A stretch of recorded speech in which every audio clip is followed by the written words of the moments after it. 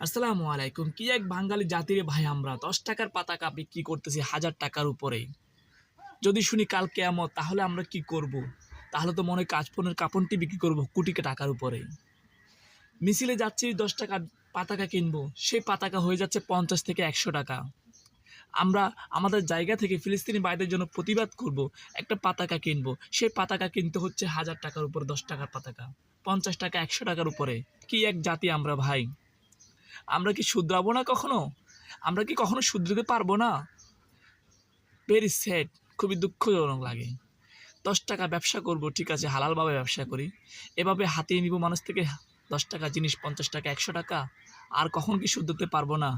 হে আল্লাহ, আমাদেরকে হেদায়েত দান করো। এই বাঙালি জাতি কখন যে শুধরাবে আল্লাহই জানে। আল্লাহ, তুমি আমাদেরকে হেদায়েত করো, হেদায়েত করো। আমরা এখান থেকে হয়তো যুদ্ধ করতে পারছি না।